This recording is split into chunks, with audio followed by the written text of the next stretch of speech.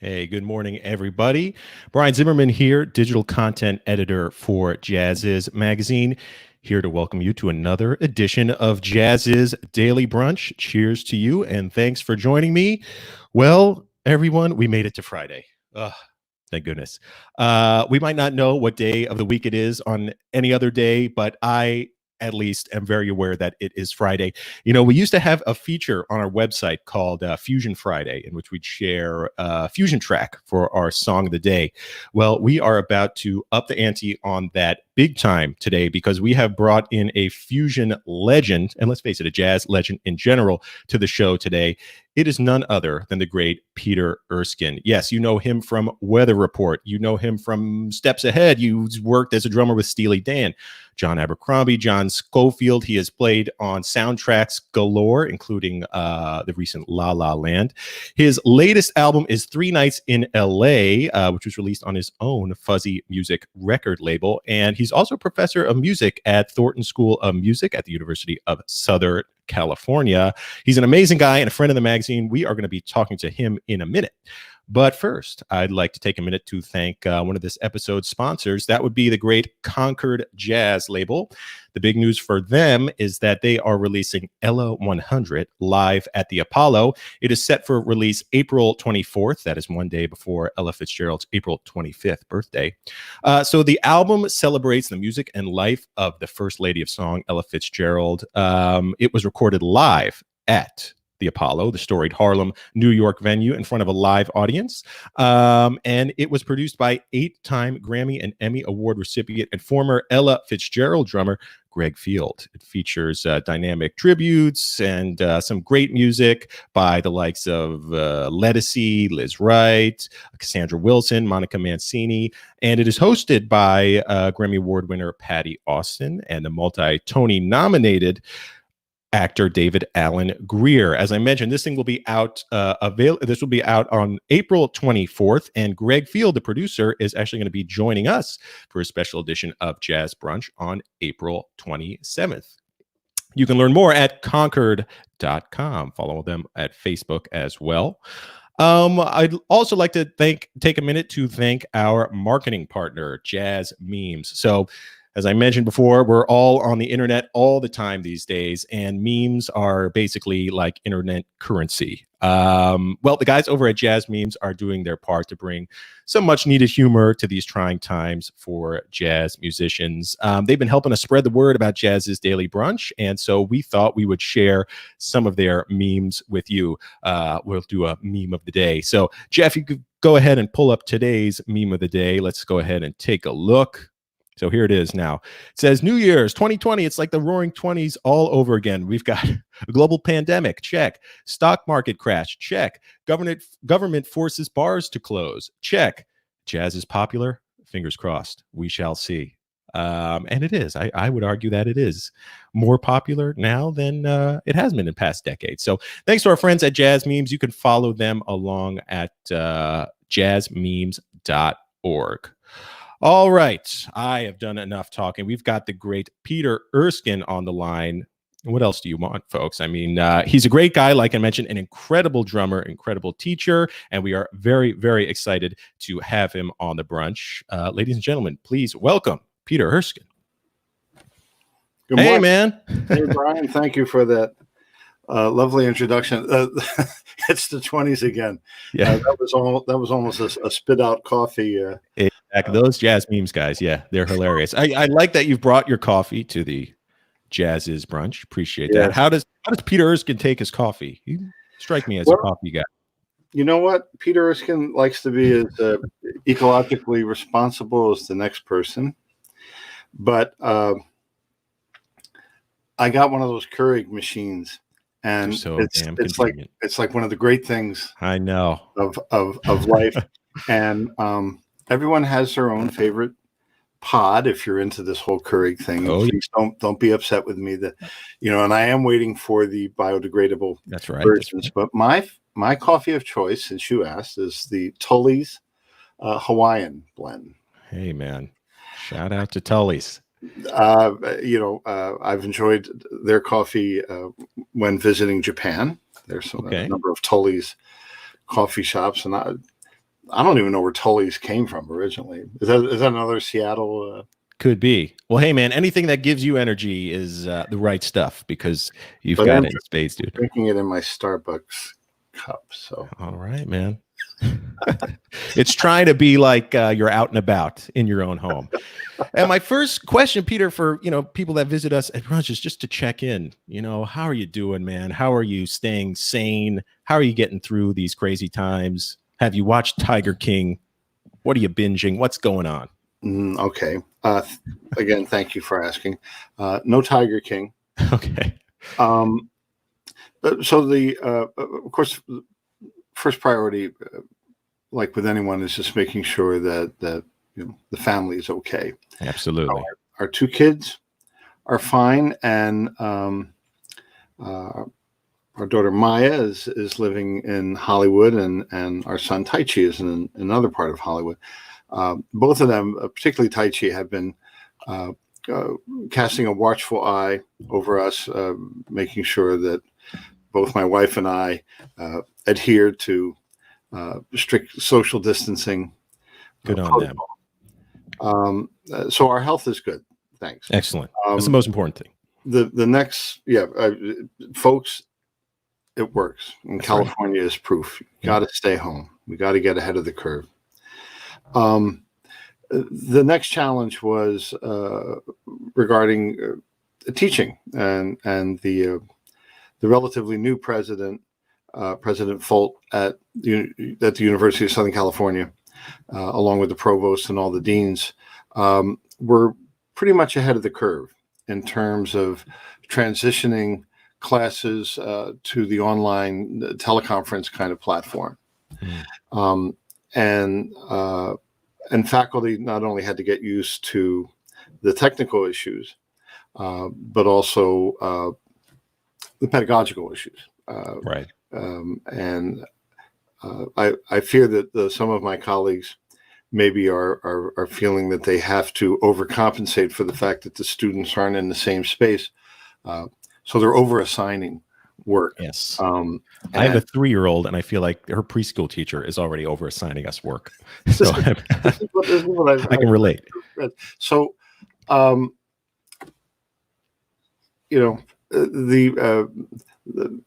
the line I mentioned earlier before we went on the air was this is a half paradise and half horror movie. Mm-hmm. Horror movie because of the suffering for so much of humanity, and paradise because we've all been given this gift of time, and time allows you not only to catch up on things, but I think to realign priorities, and maybe, just maybe, we'll all come out of this a little more humble, a little smarter, and certainly we'll all come out of this with bigger than normal Amazon.com bills.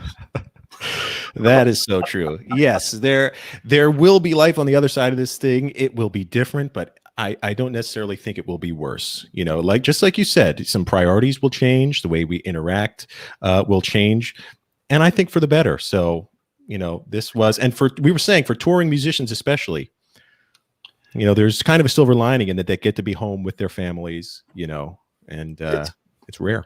It's great. It's great. Yeah, I mean, one gig after another started canceling, and I had to start canceling flights and canceling this plan, the other plan. It's funny when small disruptions happen, like, you knock over a glass of milk on the table. That can seem like, kind of a big deal. At least that's the way I always reacted. But, whenever something really big comes along, whether it's an earthquake or whatever, you get centered pretty fast and quickly. And so everything's been greeted here with just a realistic sense of basically gratitude just for being alive, and a sense of calm, like, okay, this is what this is.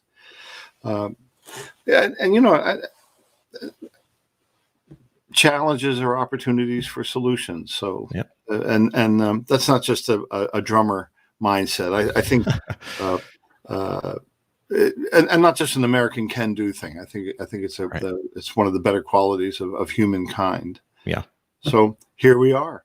That's right, man. You've been overcoming challenges, rhythmic ones at least, for your entire career. And I'd love to start talking about it, if we could, at the beginning.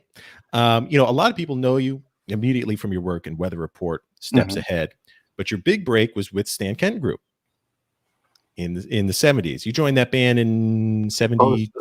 I joined Stan's band in 1972, just after my 18th birthday. Oh my goodness. Which was wild. Funny moment. I'd been playing with the band for 4 or 5 days, and I'm sharing an elevator going up to our respective floors in this hotel somewhere in Iowa. And just myself and Stan Kenton. And Stan looked at me and said, Peter, he said, we haven't discussed money yet. my fee hadn't been discussed. And anyway, so I said, all right, how much do you want? And I think that was good for an extra $25 a week. I'm not sure. Nice. It was the 70s was a great time for big bands. And we should mention you were not only in Stan's, but then onward to Maynard Ferguson's big band. It was the 70s, big hair, big bell bottoms, big sound. These were colossal bands. You're a kid, you're 18, 19 years old. What was your role as a drummer in groups like that? To play loud. Pretty much. You kind of set the, the throttle. Well, the role of the drummer in any band is to provide rhythmic information. And along with that, the style. That's part of the rhythmic information. So you're not just a metric. Right. Time force or metronome. Drummers can do a lot to help determine the shading, the sense of momentum to the music, dialogue on the bandstand. Now, I'd gone to the Kenton camps beginning back in 1961. I participated in a roundtable last week with Jeff Levinson and Randy Brecker. Were they also camp alumni? Joe Lovano. Yeah, so Randy and Rick were both at the same camps in 1961, 1962. Cool. This camp photo, dig this. I mean, is it like a Great Day in Harlem type deal? Well, Keith Jarrett, Randy Brecker, David Sanborn, Lou Marini Jr., Don Grolnick. Wow. I'm in the photo. Donald Byrd. I mean, it was just. We got to get that photo online. Well, that's where we all got our jazz education, because back then in the early 60s, you couldn't even use the word jazz in schools. Right. And there were no jazz programs, very few. Very few. I mean, North Texas and of course, Berkeley. Right. And Michigan State was one of the early schools, and Clem DeRosa on the East Coast, and there were Matt Benton, a lot of pioneers, Leon Breeden in North Texas. At any rate, having met Stan when I was 7, and then coming of age, and he was aware of my drumming. I was studying at Indiana University, playing in David Baker's jazz band. I think I was asked to join the band more for that. I think connection that maybe other young musicians might have with me. Here I am, this long-haired, kind of hippie drummer, right? And the drummer who had been in the band immediately before me, Jerry McKenzie, a wonderful drummer who had played with the band in the early 60s. But Jerry had just had taken a temporary leave of his regular gig. He was a policeman. Really? In the Detroit and drumming in Kenton's band at night? Wow. So he's a cop. Right. And then they swap him out for a young hippie. Of course, it had more appeal for young musicians, and the band spent over half its time playing in schools. So right, that's really was their bread and butter. Yeah. Yes, what I lacked in terms of knowing what or how to play in the band, youthful enthusiasm and appearance made up for. And that was a time of transition for the Kenton band as they were getting into, some of the funkier stuff. And, I'm sure, coming up as a player before that, were you into all sorts of stuff, rock and funk, or were you mostly a jazz guy? Well, I was a real jazz snob when I was young. Okay. But I also loved music from Africa. My dad used to get me all these recordings, and then the Art Blakey albums where he combined the African drumming, with his group. It was a large ensemble of percussionists. This was like heaven for me. But the '60s, the Beatles, so much music, and then Weather Report, and the Mahavishnu Orchestra with Billy Cobham. So yeah, I was not only influenced, I was really buffeted by all this stuff, and I was a big fan of it, and in fact had kind of lost touch or contact with the jazz roots, and so being put into a big band meant I had to start paying attention to some of that so I could play that portion of the band's book correctly. I mean, the great thing about the big bands were they were the doorway for so many musicians. Joe Lovano, he played in Woody Herman's band. Mark Johnson played in Woody Herman's band. I think John Abercrombie even played with Woody's band. Oh yeah, Joe Domino and Wayne Shorter both played in Maynard's band. Right. And in fact, I think it was the idea that this drummer had played with Stan Kenton that intrigued Zawinul and Shorter when Jocko had recommended me. Now, I have no doubt if they had actually heard me play with Stan, they never would have let me come anywhere close to even walking into an audition. Yeah.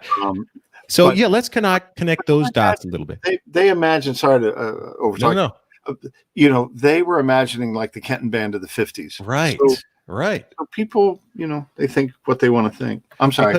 No, that's all right. I was going to help, viewers connect those dots a little bit because it was through your associations with Jocko, whom you met where? Where did you meet Jocko? Was that? I met him, this one time at a gig. One of the trumpet players in Maynard's band, a wonderful trumpet player named Ron Tooley, had played on Jocko's first album. They were buddies in Florida, and he called Jocko up with the intention of just leaving a message on Jocko's answering machine. Hey, Jocko, we're in town. Just wanted to say hi.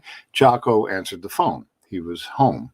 Okay. And Ron invited him to come see the band that night, and Jocko demurred, just like, that's okay, I caught you guys last time. And it was Ron who said, hey, you know what? We got a new drummer. You might want to check this guy out. Wow. And then Jocko said, I'll be there. I'll see you. So Jocko came, and I was thrilled to meet him. I was a fan of that first album, and hearing his playing on the Black Market recording. And he said something to me that no one else had ever said. As I excused myself to go play the second set after speaking with him, he called out to me, hey, man. He said, hey, man, a lot. He goes, hey, man. And I turned to look, and instead of saying, play well or do a good job, he just said, have fun. Which seems so simple. Kind of hit me right between the eyes. I went, yeah, I'm going to have fun. So I had fun, and he told me he would be calling me one of these days, which I just took to be a polite sign off from him. But in fact, he did. Wow. And in fact, I turned it down the first time because the travel logistics just didn't seem to work, and so I actually had to say thanks, fellas, but no thanks. Now's not a good time. Turning down Weather Report, which is insane. But oddly, that sort of worked in my favor. Okay, they were impressed by the fact that I turned it down. Okay. So they asked me one more time. Of course, I wasn't going to let the opportunity slip by second time. Very nice. And we will get there in a second. Peter, I wanted to mention, you might see some comments popping up on the screen. People are saying hello, dropping lines to us on Facebook. We love seeing the comments. Joe is saying, hey, Pete, you got to post that photo, man, from Stan Kenton camp. And people watching, if you have a question for Peter, feel free to chime in. Feel free to ask. We will post it on air, and hopefully he'll be able to answer it. But we have. Can I show the photo? Oh my here? Can I share the screen or no? I don't know. Will that work? Or can I send it to you? Yeah. Yeah. If you tilt your camera. Oh, I'll put it on the screen. Yeah. Let's see. Hey, this is live, folks. Hang on. History in the making. Yeah, let's see if I can find. You go ahead and talk while I will. This is a perfect time for me to thank another one of this episode's sponsors. I am talking about Mac Avenue Records. They have been showing us the road to great music for 20 years now, and they have two very fine albums on the horizon. One is by the pianist Connie Hahn. Her new album is Iron Starlet, and the other is by a fellow keyboardist named Christian Sands. His album Be Water will be available later this year as well. They've also got new albums out by Jimmy Green, an incredible saxophonist, and Tower Power. We're talking funk. I mean, really, few do it funkier than Tower Power. They've also got a wonderfully reissued Errol Garner series out right now, and an all-star tribute to Oscar Peterson called To Oscar with Love. I've seen the 5 LP deluxe edition. I think is sweet. You can learn more about these amazing releases at macavenue.com. Oh my goodness, Peter, we found it. There it is. So check this out. That's Keith Jarrett. You can see that. That's David Sanborn. Oh my God. There's Lou Marine Jr. Wow. Not sure where Randy is. He's somewhere up there. There's Don Grolnick. Cool. There's me. That was 1961. This is a great day in Harlem, man. This is incredible. Peter, if you send this, we'll talk after the show, but if you send this to our producer Jeff, we could get it up online, and I'm sure people would love to see this. That is very, very cool. I have a few fun photos I can send. Awesome. That'd be great. That'd be great. Go ahead. We left off on a cliffhanger, man. We left off on a cliffhanger. You were, look at that. Peter Erskine keeps it sanitary. You have to, folks. We left off on a cliffhanger. You were just about to join Weather Report. I know you had come on during the Mr. Gone phase, and they were just about to tour Japan, correct? We're about to tour Japan, and so the first. Do we call that first? Yeah. The first rehearsal is going to more or less be an audition, right? I flew out to LA. I had a brand new drum set. It was shipped to the rehearsal place. And the plan was for me to meet up with Jocko the night before rehearsal. And he's nowhere to be found. I was going to say, that's always a tentative plan. So I find out that he was up the street at the club Roxy.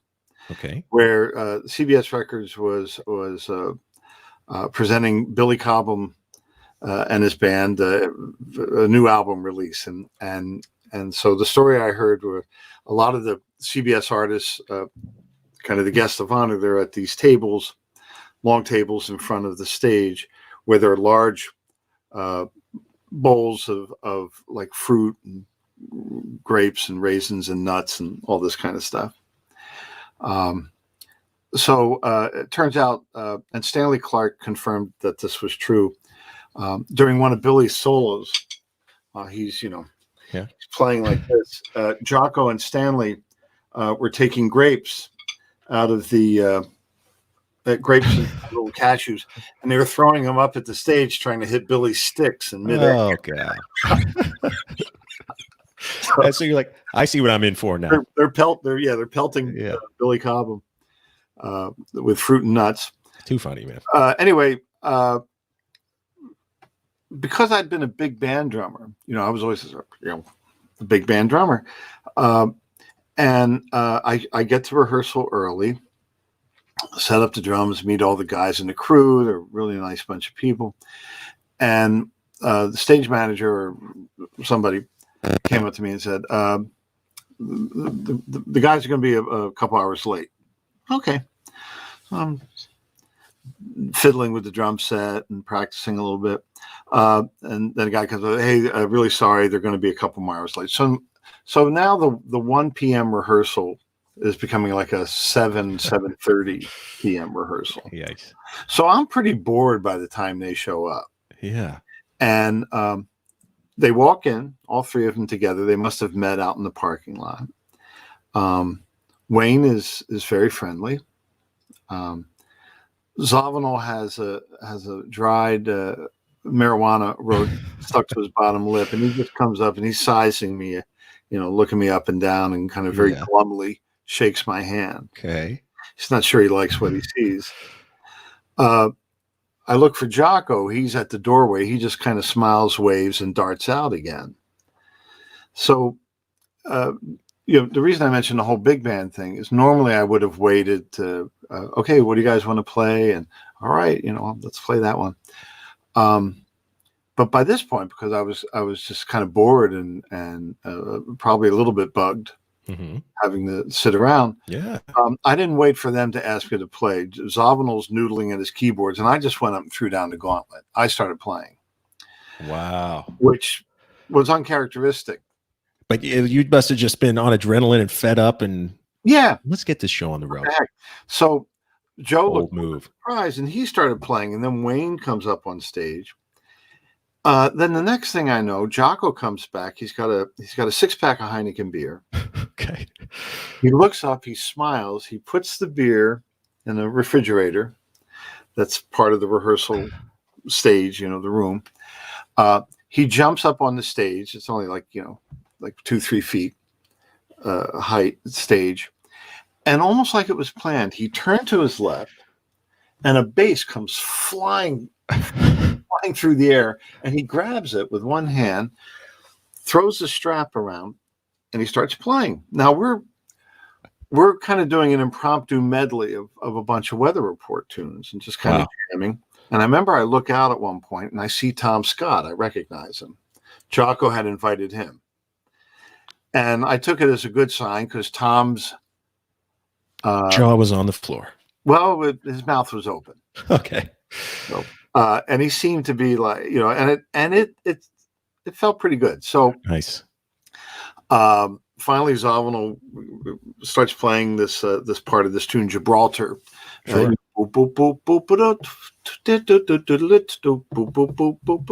And he gives the high sign, for ending. Boop, boop, boop, bop, boop, bop. So, sounded kind of rehearsed, Okay. And they start laughing and high-fiving each other. Again, I take that to be a good sign. Okay. And then So far, so good. Rehearsal's over. We don't need to rehearse. Tomorrow, let's just show up and we take a photo. Wow. So again, I take that to be a good sign. Yeah. So then I'm riding shotgun for a very long night out with Jocko. That'll be another podcast. Okay. Yeah. But anyway, the next day, we're gonna get this photo taken, and Jocko wakes me up early and says, "Come on, we got to get some new clothes for you." So we go clothes shopping, and he takes me to some hip place on Hollywood Boulevard. Anyway, I got some new clothes. We show up, and the photographer's there. So now we're posing. Right. I can't believe voguing it up. Actually, yeah. Meanwhile, the guys on Maynard's band, hey Pete, how's it going? So I want to be able to tell them something, or tell my family something, So as we're posing, doing this stuff, I said, "Hey Joe," and he goes, "Yeah." I said, "Can I ask you a question?" He goes, "What?" I said, "Can I tell my friends I'm in the band?" He said, "You can tell your friends you're going to Japan." That was as far as he was willing to commit. Wow. They needed a drummer for a tour of Japan. That's what it was. Alex Acuna had decided to leave the band, and they were kind of hung up. So I was there pretty much just for that. By the end of the Japan and Australia tour, Joe invited me to become a permanent part of the band. Yep. Amazing, man. That is, and you've got great weather report stories because you have written a book. You wrote a book about your experience in Weather Report, No Beethoven. Mm-hmm. It is a great book. And you have some very funny stories about Joe Zawinul, who seems like quite a character. You mentioned something. Oh, sorry, go ahead. Joe's not in this photo that we just showed, but Cannonball's band was at that camp. Okay. Wow. And pardon me, folks, for doing this, but I'm just gonna pull one more photo up. Here's that same Love it. camp. That's me with Lewis Hayes. Oh man. Yeah. This Who is great, was Peter. Yeah, if you send those to us, we will get them up on the site because Okay, this is sorry. just amazing stuff, man. Cool. Yeah, because Joe seems like I came across something in the book. You mentioned Joe's rules, which you said really boiled down to one. Oh rule. no, I'm not. It's disgusting. I'm not gonna. Okay. But it's in the book. And if you want to hear it in the Zawinul voice, there's a audible.com version. I did a whole reading of the book, which was quite an undertaking, but that's available, and it's complete with my That's right. with my bad Zawinul. That's right. So if you want to hear Joe Zawinul's one rule for Weather Report, check out the book, No Beethoven, on Audible. It is a really good book. The other big ensemble association that you have is Steps Ahead, which came afterward, formed at Randy Brecker and Michael Brecker's club, 7th Avenue South. Mm-hmm. And you came along for the group's second album, the self-titled Steps Ahead, which had Michael Brecker on it, Mike Minieri, Eliane Elias, Eddie Gomez. Michael Brecker, as a musician, there are some musicians that just connect with drummers. There's like a telepathic thing. Miles Davis, I think, had it because, finding a drummer was always a priority for him. And Michael Brecker did too. I think that's in part because a lot of people don't know, but he was a pretty good drummer.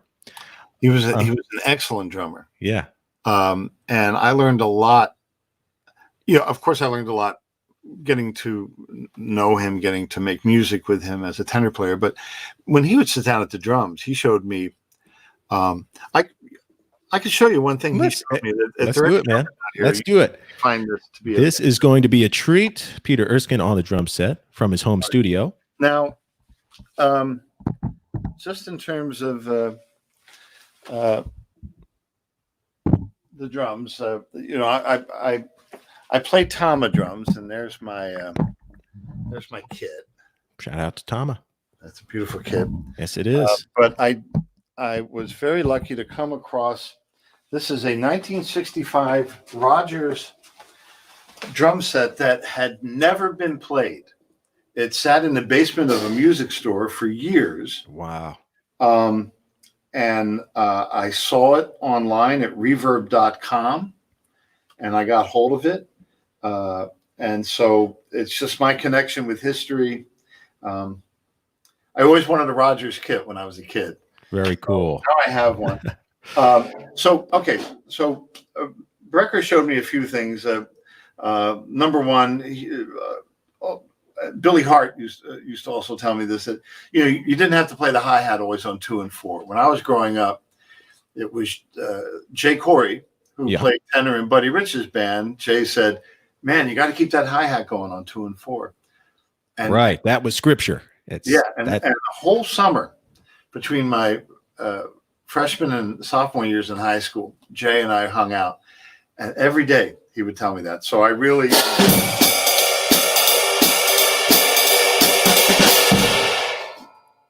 And then it was I subbed for Billy Hart with Stan Getz on a show where Stan's band was playing with Maynard. Billy asked me if I would cover for him. He had a record date or something. Okay. And we're in this theater and around, and as the stage is spinning, and I'm getting here I am playing with Stan Getz. There's Billy Hart in the audience, and he's looking up and he's smiling. I might have gotten as much as it sounded good. He definitely was appreciative. But the main thing he wanted to tell me, he says, you don't have to keep playing your hi-hat on 2 and 4. And for you, this is what do you mean? That's like telling Well, me a little bit. And then Michael said the same thing.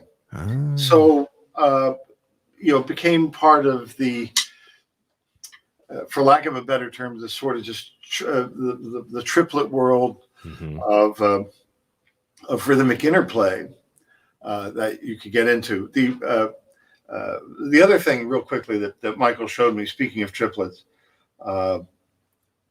because Elvin was my biggest hero, and I was always trying to figure out, how did Elvin do what he did? And so let me just ask you a question. If I do this, does that sound okay? Yeah, that sounds good to me.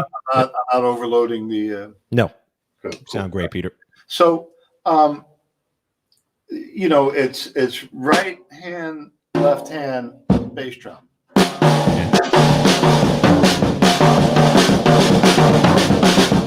And you can move it around to, because that seemed to be what I heard Elvin doing. Right.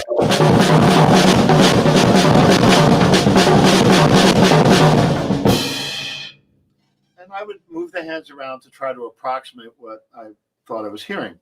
It was Michael Brecker who showed me. He said, "You know how Elvin does the triplets a lot of the times?" I said, "No, how?" He goes, right, left foot, then left, right. So he changes direction. So it, like here, it would be. Okay, new.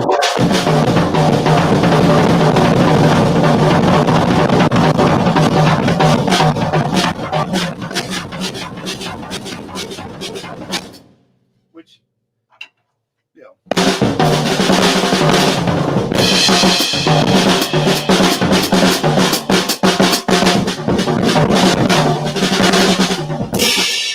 it opens up the door. Yeah, it gives you some new contours to work with. Yeah, exactly. Yeah. And then you can even do it, let's say, instead of with the bass drum, do it with the hat.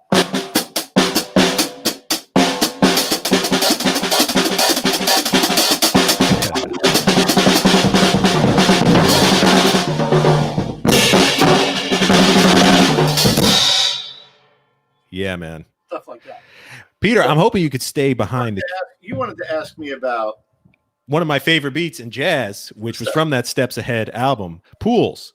Right. The great, Don Grolnick tune, because I'm curious first, Don Grolnick wrote the tune. Did he have a beat in mind, or did you come up with that? Well, what he had in mind was not what I was playing. Okay. When it first started. So, when we first rehearsed it, I think I was catching all the rhythmic pushes in the tune, and just doing a relatively unimaginative beat. So 1, 2.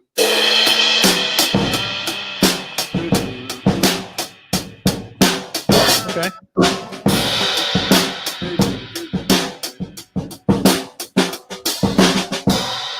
And Don was like, "No, anything but that, please." We'll do on the nose. You don't need to catch all the hits. So I was Right. all right. So, my go-to, if I can't think of anything else, would be just to play the bass drum where I'd normally play the backbeat. So instead of playing the backbeat on the snare drum, I play it on the bass drum. Interesting. I've used it far too many times. There's nothing original about it. I was once doing a record date with Will Lee, and we're trying to figure out something for an intro. And I said, "Hey, I've got an idea. I'll do this." And he goes, after I played that for him, he goes, "You got an idea?" He goes, "That's always your idea. That's the same idea you always have." Whoops. Yeah. 1, 2, 3.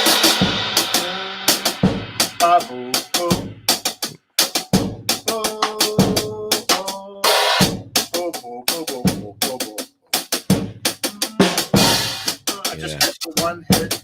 Yeah.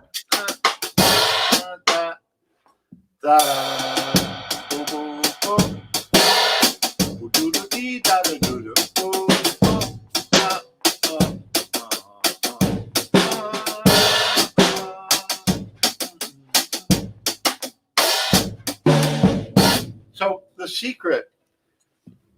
The less bits of the tune that you play in terms of, catching the rhythms of the melody, the more effective the beat is. So the more you kind of weave a line through it, especially when you get to the bridge,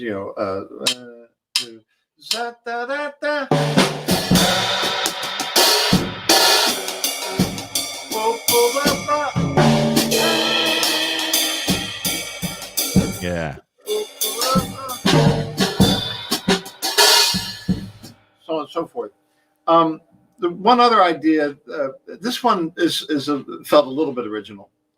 There's a little interlude or vamp before the first solo, which generally was the bass solo for Eddie Gomez. Right.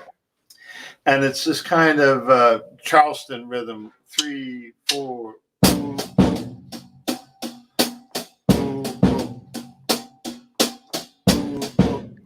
So I just what a foundation. tried to get off the hi-hat and went.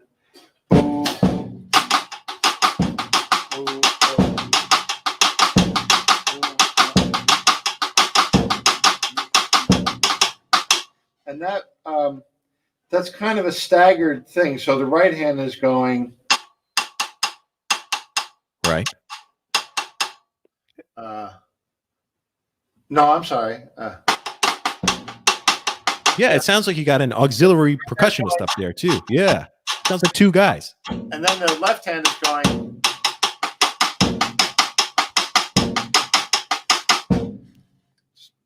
But then I flammed them. I just kind of offset them a bit. So 3, 4.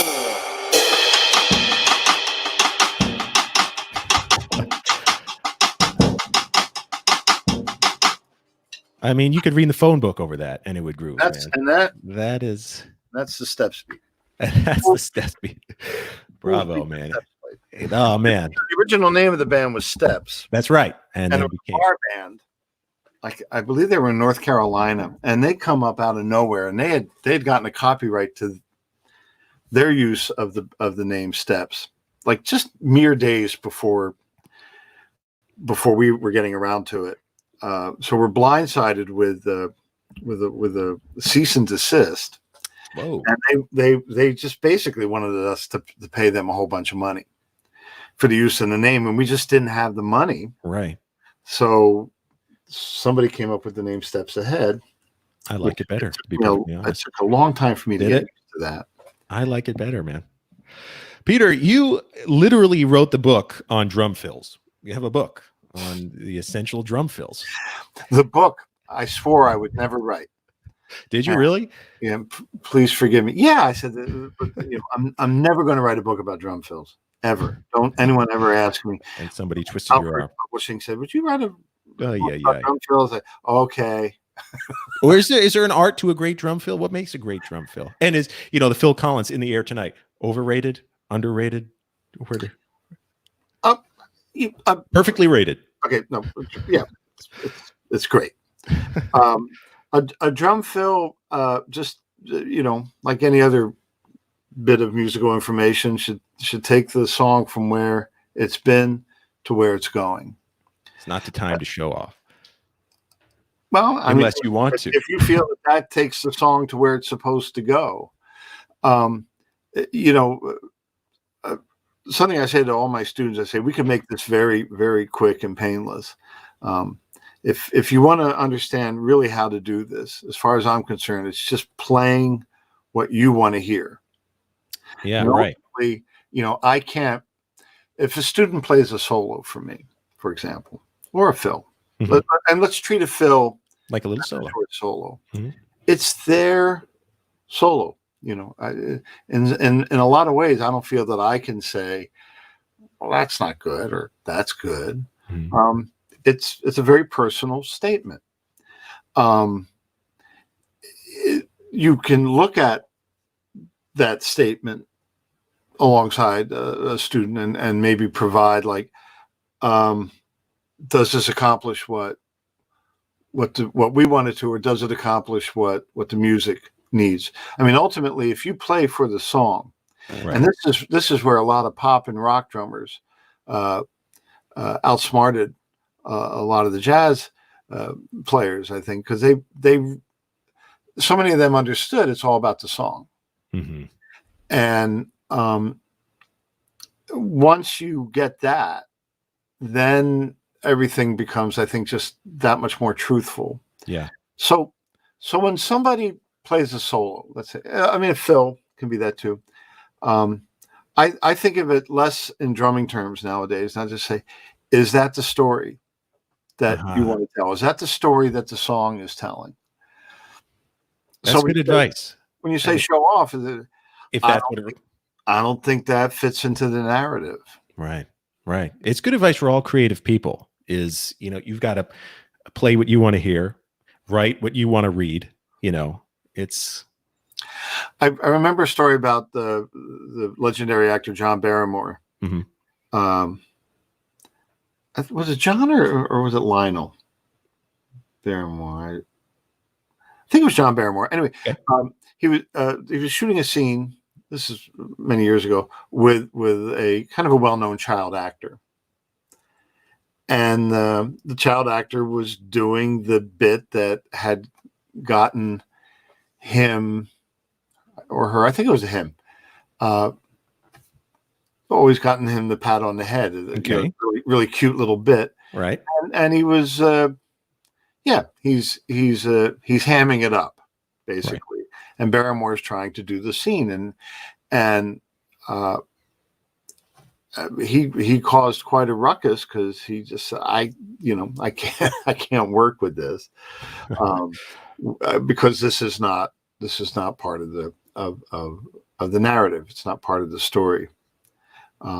So a lot of the reason I never wanted to write the drum book, because the Phil's book deals so much with mechanical things, which are important. Right. And I've learned to appreciate the importance of short-term goals in teaching. But so much of this to me has to do with aesthetics and has to do with intention, and It has to do with these larger issues that a lot of times I fear my students look at me like, what's he talking about? Right. But ultimately, I think they gain an understanding and appreciation for, when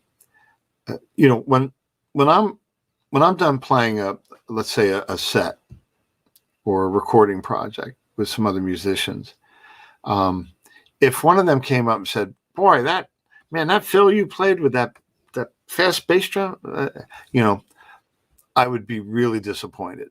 Oh wow! But if they come up and say, and what they usually say, and I hope I'm not tooting my own horn here, but they say, "Hey, you made it really easy." Right. Play. I didn't feel like I was having to fight the drums, and great. Really the greatest compliment that you could give a drummer. Yeah, if it felt good, yep. Then mission accomplished. Cool, man. Peter, it was interesting to hear you bring up, actors in Hollywood, because you have performed in a lot of soundtracks. Most recently, well, not most recently, but very recently, La La Land, which has been much debated in jazz circles. I'll come out and say it. I enjoyed the movie. I thought it was a nice story. I thought visually it looked great. I thought the music worked. Would have benefited from more augmented flat 9 sharp 11 chords. I don't necessarily think that it would have. And I'm not going to necessarily ask your take on it. But since we're all at home, unless you want to give it, since we're all at home watching movies. Okay. What was your? Well, it's funny. I was flying to Japan one time, and the stewardess came up to me and she said, "Mr. Erskine, I just wanted to tell you that my flight crew, we all like your face." Okay. Well, thank you. Yeah. And what are you doing? I'm going to Japan. Why are you going to Japan? Business or pleasure? I said, well, I'm going there to work. I'm a musician. Mm-hmm. Oh, what kind of music? So I said, well, in fact, the film that you're featuring this month on this was an ANA, All Nippon Airways flight. Okay. Lovely, a great way to travel to Japan, by the way. I said, well, La La Land, and then all of a sudden I had this receiving line of flight attendants. "Oh, Mr. Erskine, I love La La Land." And wow, cool. Okay. So Damien's a incredibly talented director, and he was a drummer when he was a student. And the way that Hollywood works, and I have no proof that there was a direct connection, but I had been contacted to render an opinion on Whiplash, and I was fairly outspoken and critical of the movie. So naturally, I get called to play his next film, which is La La Land. Now, people might imagine that we would get together for meetings, we would discuss the music, maybe even have a lunch. Okay, that would be the imagination. You go to a Mexican restaurant and we talk about. Well, no, it's none of that. You get a call, you show up, you ask, "What kind of music am I playing?" to make sure that you have the right drum set. Is it something right? The drum set I'd use for Secret Life of Pets would be different for La La Land, let's say. And I had kind of a vague answer, but it's a movie about jazz, and okay. So we show up, and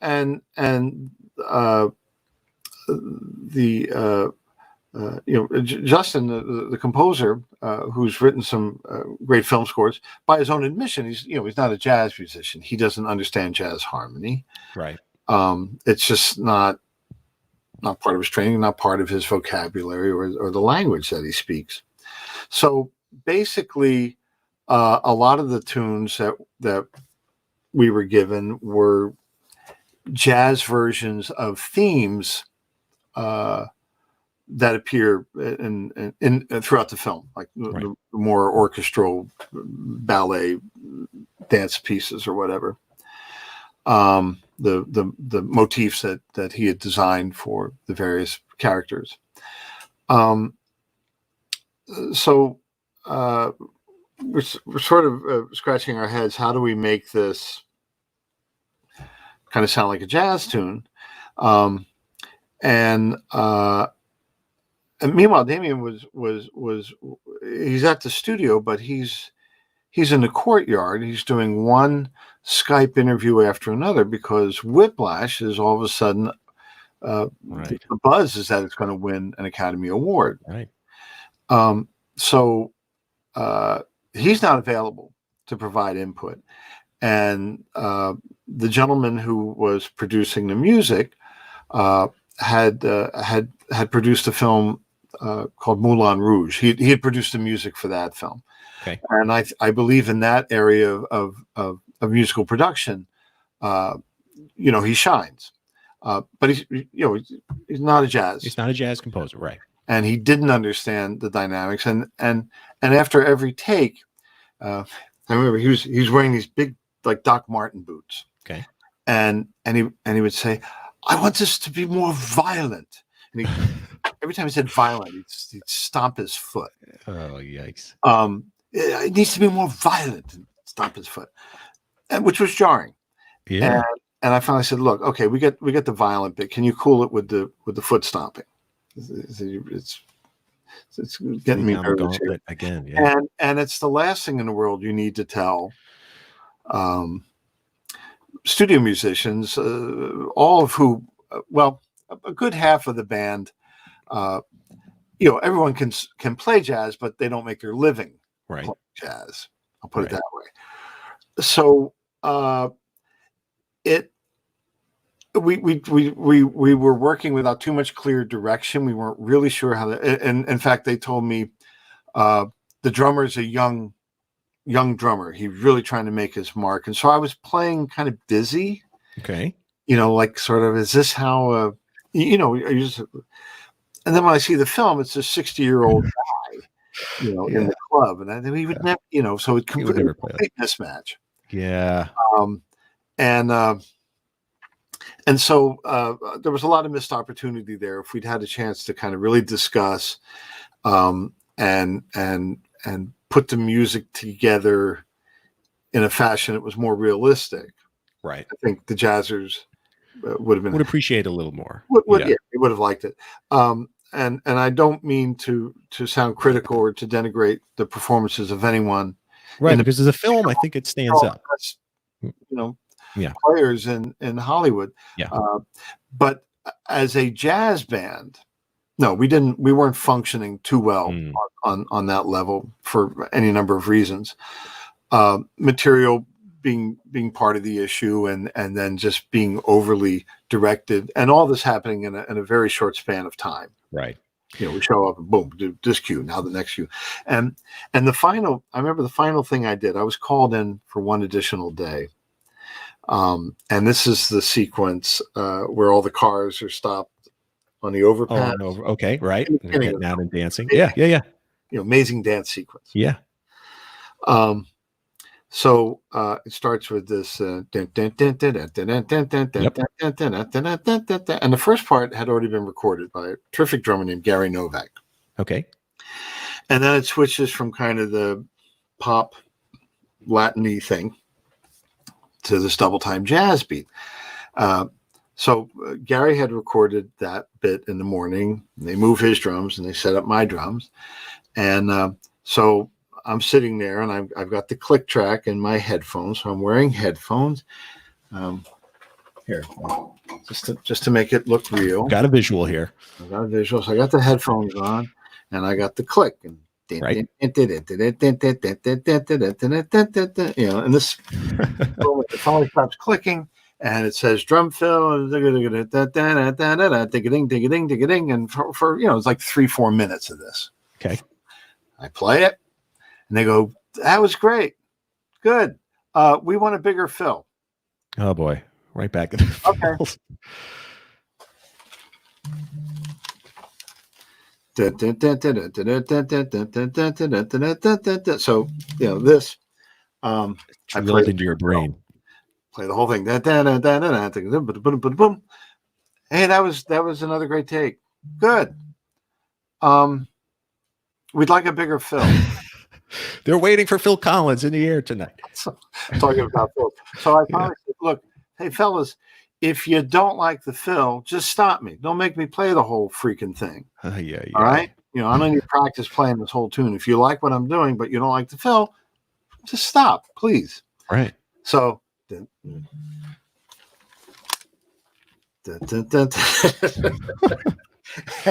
and I remember thinking, you want a big fill? Okay, here's your guy. So I play this really ridiculous thing. Obnoxious fill.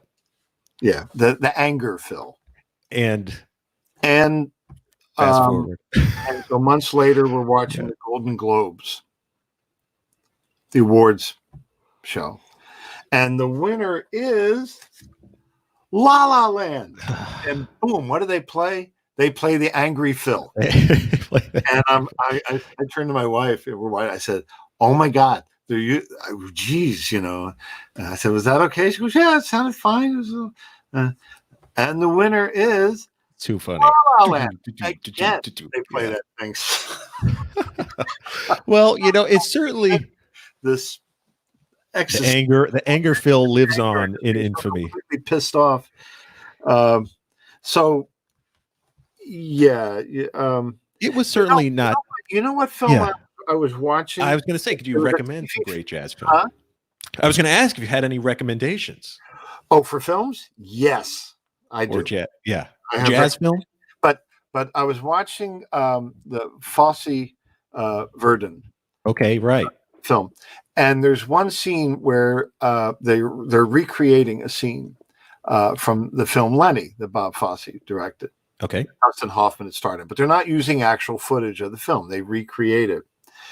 But the drum set was period perfect. So somebody knew. Very rare, because I'll see a lot of films where they even take pains to brag about, we got, even the curtains were. All right. And then, it was the Coen brothers, the film about the folk singer. Oh, Inside Llewyn Davis. Yeah. Yeah. Is that one? Is that Coen brothers? Yeah. Okay. Yeah. In the village. Yeah. and they have a recording studio. This is the early '60s, right? And they got the microphone stand. Details for spot on. And there's a drum set with these really like brand new Yamaha boom cymbal stands. I'm like, no. I think so many films would benefit from a musical advisor who could say, hey, sir, you've got your hands on the saxophone the wrong way. The trumpet mouthpiece doesn't go all the way in your mouth. The guitar is upside down, because you see that stuff all the time. And it just, as a musician, drives you crazy. It takes a fair amount. Now, when you were asking about recommendations, the first thing I'm going to recommend, of course, is my daughter, Maya Erskine, her show, Pen 15. Hilarious. Which is super funny. And we were preparing to shoot a scene in a jazz club. And they were taking great pains to what kind of drum set would her father be playing? Wow. What kind of cymbal bag would he be carrying home from work? I mean, they really, they were really on the ball with all that. Unfortunately, season 2 is 7 episodes are in the can, and they're just about done editing. But there was a second block of season 2, almost like a season 3, that they had to shut down production. And I was proud of my daughter and her co-star Anna Conkle, because they shut down about 4 days ahead of most of the rest of Hollywood. Oh, good on that. For concern for the safety of the crew and cast. And they were about 4 days away from completing everything. So, hopefully when things get back to normal, they can get back to normal. But that being said, season 1 of Pen 15, if you haven't seen it, it's PEN 15. It's some of the funniest stuff you'll ever see. It is. It's hilarious. And, they say there's a connection between comedy writing and drumming. All has to do with rhythm, man. So timing. It's all about the time. And she's also starring in a film called Plus One. Okay. It's a rom-com. It's hilarious. It's really great. Now, movies to watch. I came across a film that I'd never seen from the 50s called Sudden Fear. Ooh, starring Joan Crawford. Elmer Bernstein did the score. It's an incredibly great score, and the film, it's real noir, and it's classic Hollywood, and it was just so much fun to watch. Nice. We'll check it out.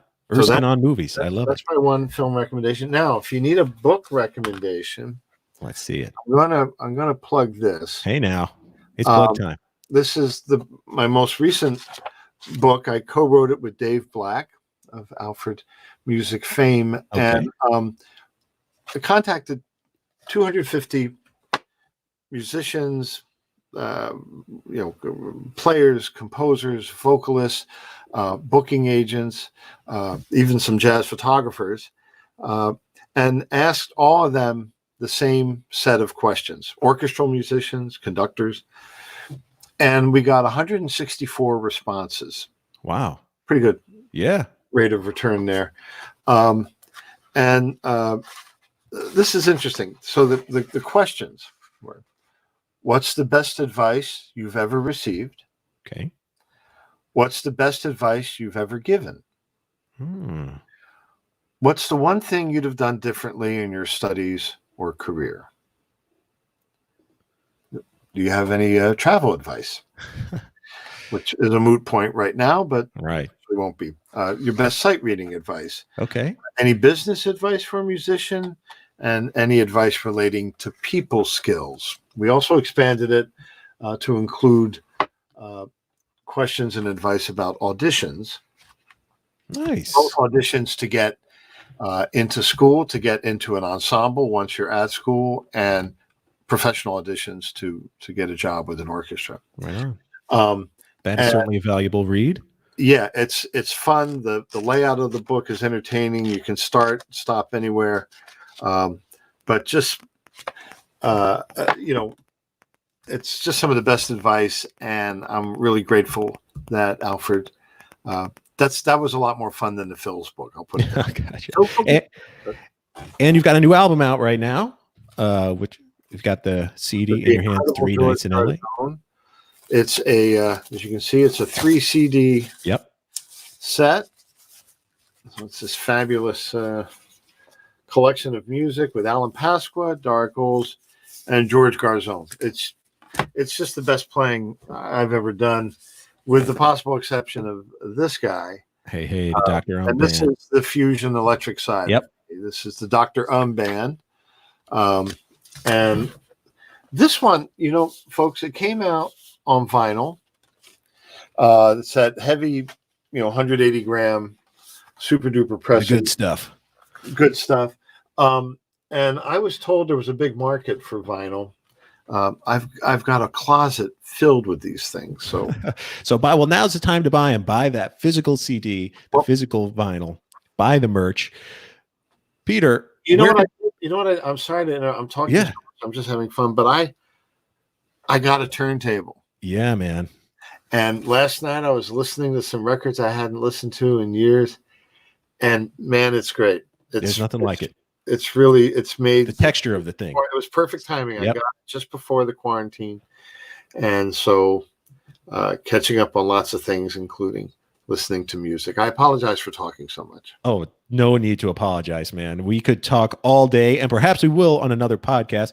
We're certainly going to show those photos on our website. Peter, if people want to follow along, people want to buy some CDs, what's the best place to, you know, follow along all things Peter Erskine? Well, I mean, you know, to the extent that they can right now. .com is always going to be maybe your one of your more handy resources. But if you don't mind visiting petererskine.com, we're in operation. Yep. We have everything here: the books, the CDs, the LPs, and I'd be happy to sign anything if you want. And also, if anyone's interested, they should visit ArtistWorks. So 2 words, ArtistWorks combined. Mm-hmm. ArtistWorks.com, where I have a jazz drumming school. I'm not going to go online begging, like, you know, hit me up for Skype lessons, but this is something that we had set up a few years ago, and it's really a great drum school and a music school in general for any instruments. And the way it works is, like, I have over 200 lessons posted there. Okay. The students upload a video, and then I respond by video, and it's very high quality, you know, video. So it doesn't depend on the, you know, the only issue with synchronous or you're doing things in real time if someone's internet connection is not good, where the drums are, right? So this avoids some of that, and it's a well-designed site. The guy that created it, that was one of the founders of America Online. So cool. That's pretty cool. Anyway, plugs finished. I sense you're wrapping me up here. Everyone, please stay home, stay sane, stay healthy. You know, stay well, but stay home, and then we'll all be able to get outside and play with our friends again. You heard it from the drum legend, Peter Erskine himself. Peter, thank you so much for joining me for brunch, man. This was awesome. Thank you, Brian. Awesome. I've always loved the magazine, and you folks have been such great friends and supporters of the music, but you do this really well. My compliments. Well, thank you. I will see you backstage. In the meantime, I'm going to wrap up with the folks at home. So long, Peter. See you in a minute. Wow, ladies and gentlemen, a nice leisurely brunch with Peter Erskine, where he gets to play drums. Okay, where else are you going to find that but Jazziz.com? We sincerely thank you for tuning in. I'm going to just wrap up by thanking a few more of this episode's sponsors, and that includes Smoke Sessions Records. So they're really one of the finest straight ahead jazz labels out there at the moment. They've got a new record by saxophonist Wayne Escoffery out right now called The Humble Warrior. It is fantastic. And a recently released live recording of the late, great pianist Harold Mayburn, who passed away in 2019. It's called Mayburn Plays Mayburn. To check it out, visit smokesessionsrecords.com. Thanks also to Blue Sound. So Blue Sound is an award-winning wireless high-res sound system that lets you play music in any and every room throughout your home. You just choose music from your favorite streaming service or music library, connected to their free Blue OS app, and you're off and running, getting the kind of crisp and detailed sound that only an audiophile grade system can deliver. Has never been easier. Some products that Jazziz readers might like: the Node 2i wireless multi-room high-res streamer and the Pulse Soundbar 2i wireless streaming multi-room sound system. You can learn more on the Blue Sound Buyer's Guide that we put on our website or on bluesound.com. Speaking of our website, we're offering a great deal right now. You know, we've got all the content from our quarterly print issues. We digitize. Here's our spring 2020 issue with Charlie Parker on the cover. Isn't that nice? We digitize that content. We put it online. It's for subscribers. You can access now 3 months of unlimited digital access for just 99 cents per month. Plus, we'll enroll you to receive our next issue, our summer 2020 issue. It is coming out in June. That's the offer. Jeff has pulled it up on screen. Summer 2020 is all about fusion. Jeff, do you have that cover we're working on? We're taking you behind the scenes, folks. This is a draft of the cover that you can check out. We've got a long, wide-ranging interview with Chick Corea. You got that, Jeff? Most recent Chick Corea cover? Well, there's the one with... Well, anyway, it is all about fusion. Trust me, it's very stylish. It's going to look good. And that, like I said, 99 cents per month for 3 months. We've got a great week of interviews ahead. We're starting off with Keon Harold, the trumpet player, on Monday, Flora Purim and Aerto on Tuesday, Mark Egan on Wednesday, Petros Kamplanis on Thursday. We're going to round off next week's programming with the great Jeff Coffin on Friday.